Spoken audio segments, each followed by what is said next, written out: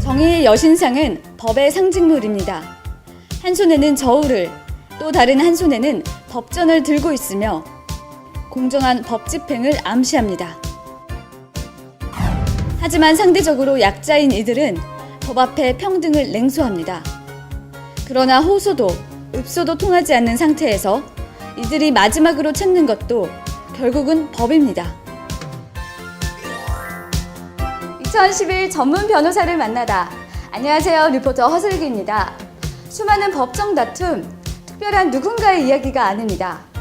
경기가 어려워지면서 세상이 험악해지면서 혹은 유혹의 손길이 늘어나게 되면서 내 자신도 언제 어디서나 분쟁의 소용돌이에 휘말릴 수 있게 되었는데요.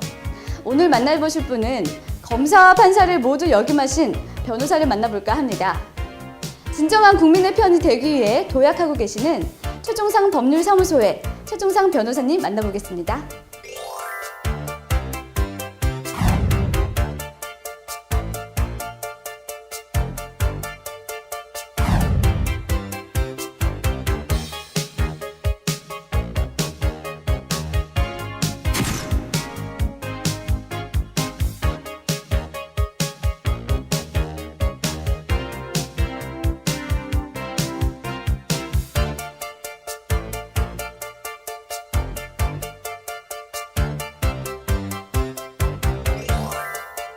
네, 변호사님 만나뵙게 되어 반갑습니다. 반갑습니다. 말씀에 앞서 울산 지역 최종상 법률사무소가 어떤 곳인지 소개부터 부탁드립니다. 예, 저는 법조계에 몸담기 전 한국전력공사에서 8년간 근무했던 경험이 있습니다. 당시의 사회 경험을 통해서 일반 시민들의 정서를 다소 쉽게 이해할 수 있어서 판검사 재직 당시 올바른 결론을 보다 많이 내릴 수 있었다고 봅니다. 또한 검사와 판사를 모두 거친 것도 조금 특이한 이력이죠. 판사로 재직하면서 공정한 재판만큼이나 피의자와 당사자의 편에 서고 싶은 욕심이 생겼습니다. 저희 경험과 지식이 제가 법복을 과감히 벗어 던질 수 있는 용기를 주었던 것 같습니다. 그래서 저는 형사 민사소송은 물론 법적인 분쟁에 대한 실무적인 경험과 전문적인 지식을 바탕으로 의뢰인의 편에서는 진정한 변호사가 되고자 하는 마음 아래 최종상 법률사무소를 개업하게 되었습니다. 변호사님은 검사로 인관되신 후에 또 판사로 전관을 하셔서 10년 동안 판검사로 활약을 해오셨잖아요. 그러면 그렇게 오랜 세월 동안 보람찬 일, 그리고 또 힘든 일도 있었을 것 같은데 어떤 일이 가장 기억에 남으신가요? 예, 사법시험에 합격하고 사법연수를 수료할 당시 검사, 판사 중 어느 길을 갈까 매우 고민하였습니다.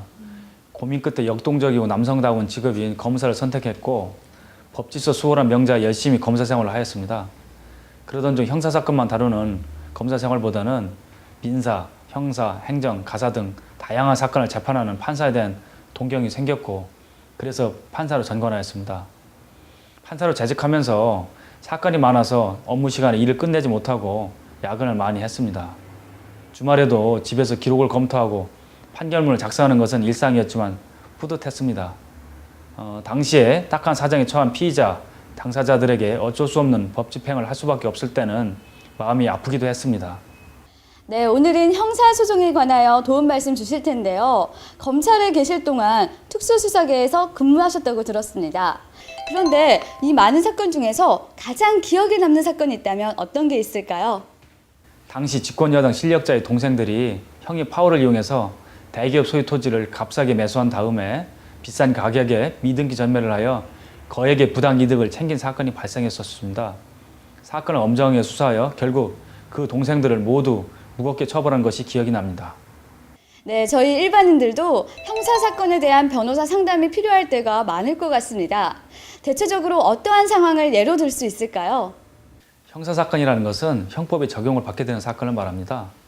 우리가 일반적으로 알고 있는 폭행, 절도, 사기, 살인죄 등의 각종 범죄에 관한 사건이 바로 형사사건입니다.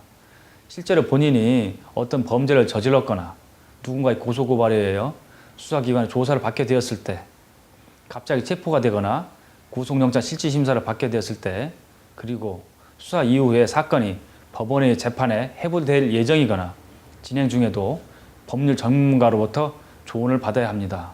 이외에 보석 청구나 구속 적부 심사를 청구할 경우 고소를 하고 싶을 때 그 대리가 필요하신 분도 도움을 받으실 수 있습니다.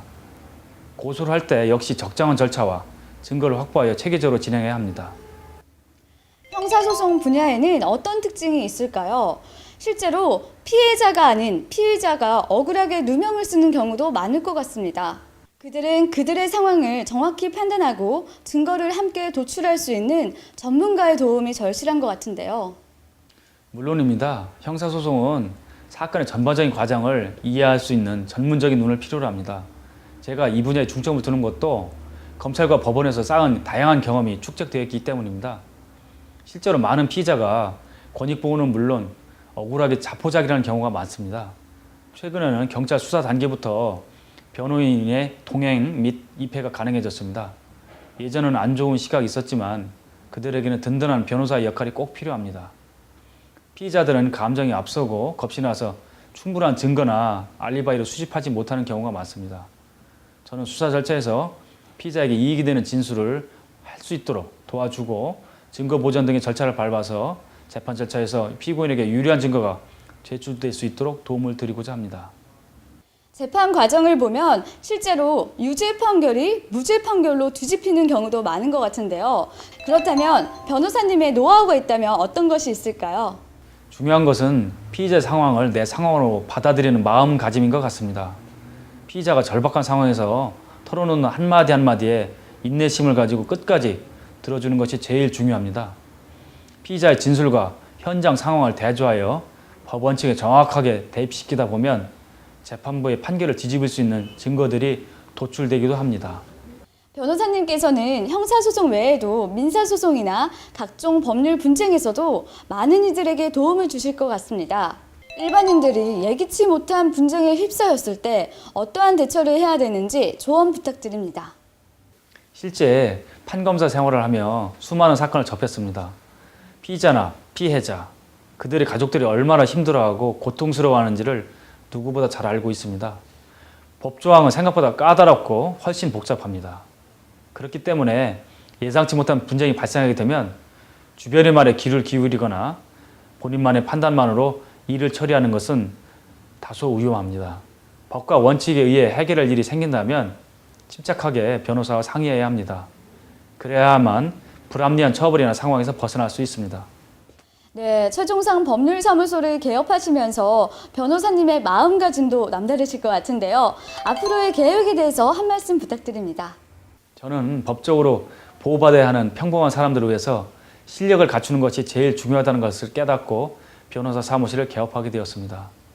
모든 법적인 분쟁은 경험과 지식을 겸비한 실력이 있어야만 성공으로 이어질 수 있습니다. 저는 제 손길을 필요로 하는 의뢰인이 있으시다면 전국 어느 곳이든 도움을 드리고 싶습니다. 울산 지역 주민들도 어려움에 처하시면 혼자서 고민하지 마시고 꼭 최종상 법률사무소를 찾아주시기를 부탁드리고 싶습니다. 네, 변호사님 오늘 말씀 감사드립니다.